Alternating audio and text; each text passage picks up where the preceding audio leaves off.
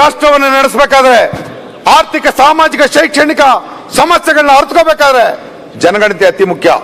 ಯತ್ನಾಳ್ ಅವರು ಒಪ್ತೀರ ಅನ್ಕೊಳ್ತೀನಿ ನಾನು. ಯಾವ ಆಧಾರದ ಮೇಲೆ ನಾವು ಕಾರ್ಯಕ್ರಮ ರೂಪಿಸೋದು, ಯಾವ ದತ್ತಾಂಶ ಇಟ್ಕೊಂಡು ನಾವು ಕಾರ್ಯಕ್ರಮ ರೂಪಿಸೋದು? 2011ರಿಂದ 2025 ಆದ್ರೂ ಕೂಡ 14 ವರ್ಷ ಆದ್ರೂ ಕೂಡ ಜನಗಣತಿ ಪ್ರಾರಂಭ ಆಗಿಲ್ವಲ್ಲ.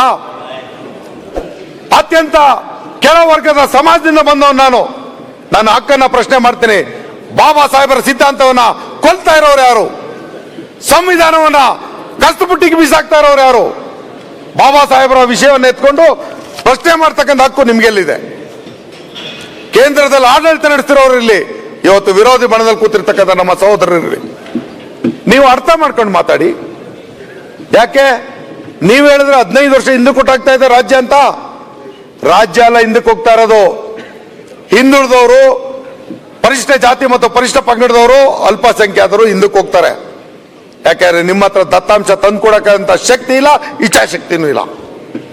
ಆ ಇಚ್ಛಾಶಕ್ತಿ ಕೊರತೆಯಿಂದಾಗಿ ರಾಜ್ಯಗಳು, ರಾಷ್ಟ್ರ ಇವತ್ತು ಯೋಜನೆಗಳನ್ನ ರೂಪಿಸೋದ್ರಲ್ಲಿ ಅತ್ಯಂತ ಅವ್ರ ಇಚ್ಛೆ ಬಂದಂತ ರೀತಿಯಲ್ಲಿ ಮಾಡೋದಕ್ಕೆ ಅವಕಾಶ ಕೊಟ್ಟಾಗ್ತದೆ.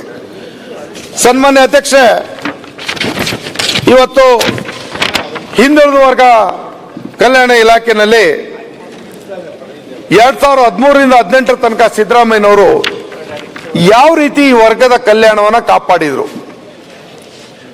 ನಮ್ಮ ಅಶ್ವತ್ಥ ನಾರಾಯಣ ಇಲ್ಲೇ ಕೂತವ್ರೆ, ಅವರೇ ಉಪಮುಖ್ಯಮಂತ್ರಿಗಳಿದ್ರು. 19ರಿಂದ 23 ತನಕ ಹಿಂದುಳಿದ ವರ್ಗಗಳಿಗೆ ನಿಮ್ ಜವಾಬ್ದಾರಿ ಏನು ಅನ್ನೋದನ್ನ ದಾಖಲೆ ಸಮೇತ ನಾನು ಹೇಳಕ್ಕೆ ಬಯಸ್ತೇನೆ.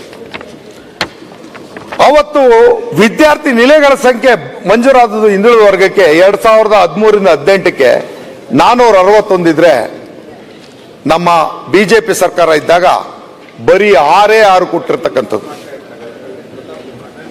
ಹಾಗೆ ಪ್ರಯೋಜನ ಪಡೆದ ವಿದ್ಯಾರ್ಥಿಗಳ ಸಂಖ್ಯೆ 2013ರಿಂದ 2018 ತನಕ ಎಷ್ಟಿತ್ತು ಅಂದ್ರೆ 46,175 ವಿದ್ಯಾರ್ಥಿಗಳು. ಆದ್ರೆ ತದನಂತರ ಹೆಚ್ಚಾಗಬೇಕು. ಅದು ಇವರ 5 ವರ್ಷದಲ್ಲಿ ಏನ್ ನಡೀತು ಅಂತಂದ್ರೆ 35,600 ವಿದ್ಯಾರ್ಥಿಗಳಿಗೆ ಮಾತ್ರ ಅವಕಾಶ ಆಯ್ತು. ಯಾರು ಇವತ್ತು ಹಿಂದುಳಿದವ್ರ ಪರ? ಅವ್ರ ಶಿಕ್ಷಣಕ್ಕೆ ಯಾರು ಜವಾಬ್ದಾರಿ ಆಗಿದ್ರು? ಇದು ನಂದಲ್ಲ, ಇಲಾಖೆ ದಾಖಲಾತಿ. ಇದರ ನಂತರ ವಸತಿ ನಿಲಯಗಳ ಕಟ್ಟಡ ನಿರ್ಮಾಣ ಸಂಖ್ಯೆ. ಸಭಾಧ್ಯಕ್ಷರೇ, ಏನೊಂದು ನನ್ನ ಸ್ನೇಹಿತರು ನರೇಂದ್ರ ಸ್ವಾಮಿ ಅವರು ವಿದ್ಯಾರ್ಥಿ ನಿಲಯದ ಬಗ್ಗೆ ಹೇಳ್ತಿದ್ದಾರೆ. ನಮ್ಮ ಒಂದು ಸರ್ಕಾರ ಅವಧಿಯಲ್ಲಿ ಕೋವಿಡ್ ಇತ್ತು, ಗೊತ್ತಿರಲಿ.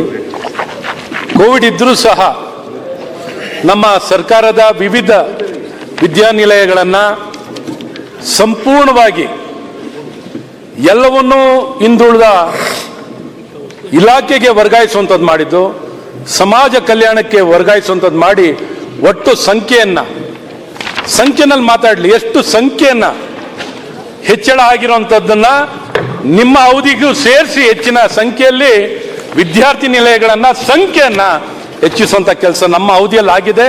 ಅದಲ್ಲದೆ ವಿದ್ಯಾರ್ಥಿ ನಿಲಯಗಳು ಮೊದಲು ಚಿಕ್ಕ ಪುಟ್ಟ ಕಟ್ತಾ ಇದ್ರಿ, ಮುಂದೆ ಹೇಳ್ತೀನಿ ಪೂರ್ಣ ಮಾಡಿದ್ರೆ ಮಾಹಿತಿ ಪೂರ್ಣ ಕೊಟ್ಟು ಪೂರ್ಣ ಮಾಡಿದ್ರೆ ನಾವೆಷ್ಟು ಪೂರ್ಣ ಒಂದ್ ನಿಮಿಷ ಅಲ್ಲ, ಯಾಕೆ ಹೊರಟೋಗುತ್ತೆ? ಅಲ್ಲ ಸರ್ಕಾರ ಉತ್ತರ ಕೊಡೋಗುತ್ತೆ. ಅಲ್ಲ, ಅವಕಾಶ ಅರ್ಧ ಗಂಟೆ ಕೊಟ್ಟಿದ್ದಾರೆ, ನೀವು ಮಧ್ಯೆ 1/4 ಗಂಟೆ ಕಿತ್ತಾಕ್ಬಿಟ್ರೆ ಕಷ್ಟ. ಏನಿಲ್ಲ, ಇನ್ನು ಬಹಳ ವಿಚಾರ ಇದೆ, ಸ್ವಲ್ಪ ಬಿಡಿ. ವಿದ್ಯಾರ್ಥಿ ನಿಲಯಗಳು ಮಾಡ್ತಿಲ್ಲ, ಅಭಿವೃದ್ಧಿ ವಿಚಾರ ಮಾತಾಡ್ತಿದ್ದಾರೆ. ಸರ್ಕಾರದಲ್ಲಿದ್ದಂತ ವಿದ್ಯಾರ್ಥಿ ನಿಲಯಗಳು,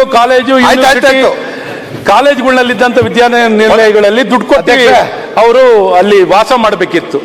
ಸಂಪೂರ್ಣವಾಗಿ ಹಸ್ತಾಂತರ ಮಾಡೋ ಮೂಲಕ ನಮ್ಮ ಕಾಲದಲ್ಲಿ ಎಷ್ಟು ದುಡ್ಡು ಖರ್ಚು ಮಾಡಿದ್ದೀವಿ, ನಿಮ್ಮ ಕಾಂಗ್ರೆಸ್ ಕಾಲದಲ್ಲಿ ಬಹಳ ಸ್ಪಷ್ಟವಾಗಿ ನೀವು ಚಿಕ್ಕದು 50 ಕಟ್ತೀರಿ, ನಾವು 1000 ಕಟ್ತೀವಿ. ಮಾತಾಡ್ತೀನಿ, ಮುಂದಕ್ಕೆ ಮಾತಾಡ್ತೀನಿ. ಮಾನ್ಯ ನರೇಂದ್ರ ಸ್ವಾಮಿ ಅವರು ಈಗ ಇಬ್ರು ನನಗೆ ಆಪ್ತ ನೀವು ಅವಕಾಶ ಪೂರ್ವಕವಾಗಿ